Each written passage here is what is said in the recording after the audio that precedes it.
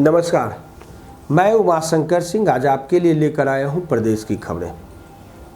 आज की प्रमुख खबरें।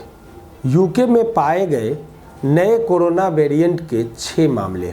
नेतन्याहू ने ईरान पर लगाया इजराइल के जहाज पर हमला करने का आरोप। विश्व की 10% से कम जनसंख्या में कोरोना की एंटीबॉडीज। सौम्या विश्वनाथन। म्यांमार की सैन्य सरकार को मान्यता नहीं देने की हर तरफ उठ रही है आवाज। अब खबरें विस्तार से। यूके में पाए गए नए कोरोना वेरिएंट के 6 मामले। ब्राजील के मानौस में मिले कोरोना वेरिएंट के 6 मामले यूके में भी पाए गए हैं। इन मामलों में 3 मामले इंग्लैंड और 3 मामले स्कॉटलैंड में मिले हैं।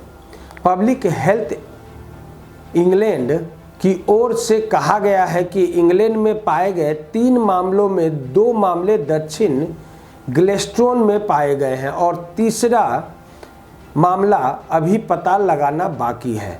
सबसे महत्वपूर्ण बात है कि इससे फर्क नहीं पड़ता कि ये वेरिएंट किस प्रकार का है, लेकिन वह पहले वाले की तरह ही फैलता है और इसे नियंत्रित करने में कोई बदलाव नहीं किया जाना चाहिए।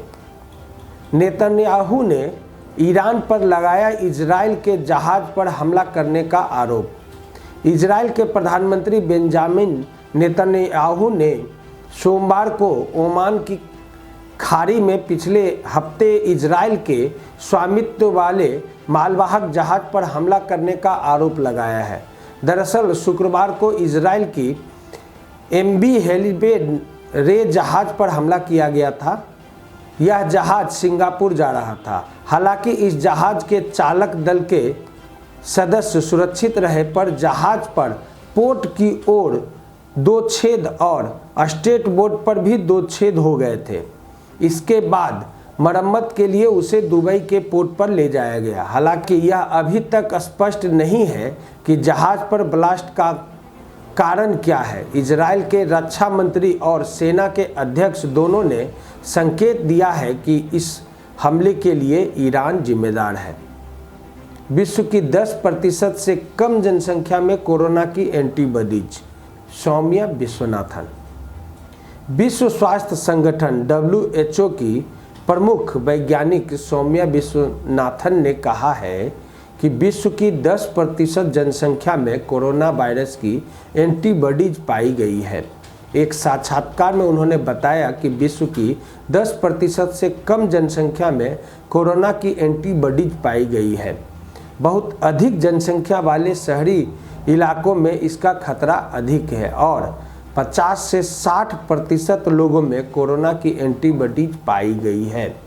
उल्लेखनीय है कि वैश्विक स्तर पर कोरोना संक्रमितों की संख्या 11 करोड़ से ऊपर हो गई है, जबकि मरने वालों की संख्या 25 लाख से ऊपर हो गई है। म्यांमार की सैन्य सरकार को मान्यता नहीं देने की हर तरफ उठ रही है आवाज़। म्यांमार में लोकतांत्रिक सरकार का तख्ता पलटकर सैन्य शासन लागू करने की पूरी दुनिया में तीखी आलोचना हो रही है। संयुक्त राष्ट्र में इस अत्याचार की गूंज फिर सुनाई पड़ी है, जब म्यांमार के संयुक्त राष्ट्र में राजदूत ने ही अपने यहाँ हुए सैन्य तख्ता पलट का जबरदस्त विरोध कर दिया है। उन्होंने विश्व समुदाय से सैन्य शासक के खिलाफ कड़ी कार्रवाई करने की मांग करते हुए लोकतांत्रिक व्यवस्था को तत्काल बहाल करने की मांग की है।